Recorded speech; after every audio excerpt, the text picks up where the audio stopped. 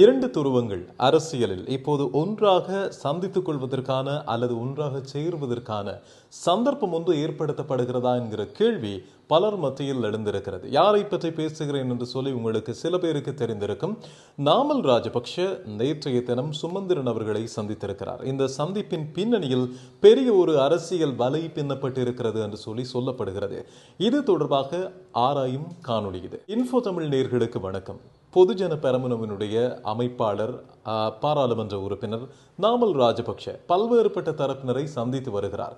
இந்த நவம்பர் 21ஆம் தேதி நுகேகுடையில் ஏற்பாடு செய்யப்பட்டிருக்கின்ற பாரிய எதிரணிகளுடைய ஆர்ப்பாட்டம் அரசுக்கு எதிராக இடம்பெறப் போகிறது. அரசினுடைய நடவடிக்கைகள், அரசினுடைய அந்த சட்டத்திட்டங்கள், அரசினுடைய கொள்கைகள், அரசினுடைய ஆட்சி முறைகள் ஏற்றுக்கொள்ள முடியாதவர்களால் அல்லது இதில் பிழை இருக்கிறது என்று சொல்லி சொல்கின்றவர்களால் இந்த கூட்டத்தில் கலந்து கொள்ள முடியும் என்று சொல்லி ஏற்கனவே ஒரு பெரிய அறைகூவல் அல்லது அறிவித்தல் விடுக்கப்பட்டது. இதில் கலந்து கொள்ள மாட்டோம் என்று சொல்லி சில கட்சிகள் பின்வாங்கி இருக்கின்றன. இதில் கலந்து கொள்ளத்தான் போகிறோம் என்று சொல்லி முக்கியமான எதிர்கட்சிகள் முன்னே வந்திருக்கின்றன என்று சொல்லி சொல்லலாம். சமீபத்தில் நாமல் ராஜபக்ஷ உங்களுக்கு தெரியும், ரணில் விக்ரமசிங்க அவர்களை சந்தித்திருந்தார். ரணிலினுடைய ஆலோசனைகளை கேட்டார் என்பதை கடந்து ரணிலையும் இந்த பாரிய எதிர்ப்பு ஆர்ப்பாட்டத்தில் அல்லது இந்த பேரணியில் கலந்து கொள்வதற்கு அழைப்பு விடுத்திருக்கிறார் என்று சொல்லப்படுகிறது. ரணில் தரப்பில் இருந்து ஆமோதிக்கப்பட்டதாக இன்னும் செய்திகள் வெளியாகவில்லை. ஆனால் ரணில் ஆமோதித்திருக்கிறார், இதில் கலந்து கொள்வார் என்று சொல்லி உள்ளக அரசியல் வட்டாரங்கள் அல்லது செய்திகள் சொல்கின்றன. இப்போது இன்னும் ஒரு பெரிய பாய்ச்சலாக இலங்கை தமிழரசு கட்சியினுடைய செயலாளர் சுமந்திரன், ஜனாதிபதி சட்டத்தரணி சுமந்திரன் அவர்களையும் நேற்றைய தினம் கொழும்பில் இருக்கின்ற சுமந்திரனின் வீட்டில் நாமல் ராஜபக்ஷ சந்தித்திருக்கிறார். இந்த சந்திப்பின் பின்னணி இப்போது பலராலும் பல தரப்பட்ட தளங்களாலும் செய்தி நிறுவனங்களாலும் ஆராயப்படுகிறது.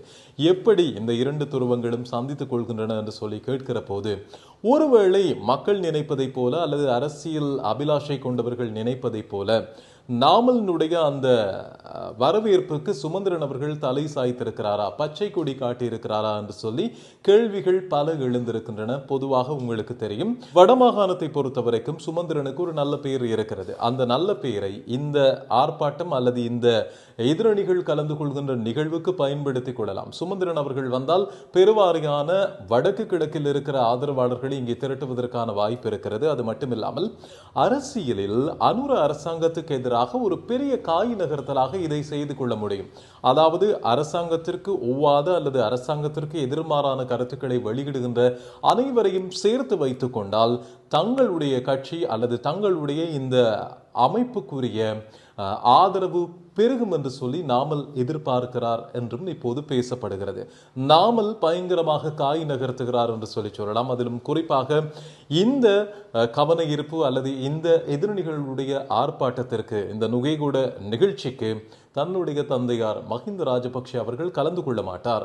ஆனால் அவருடைய ஆசீர்வாதம் எப்போதும் எல்லோருக்குமே உண்டு என்று சொல்லி இன்றைய தினத்தில் நாமல் ராஜபக்ஷ இந்த விஷயத்தையும் பேசியிருக்கிறார்.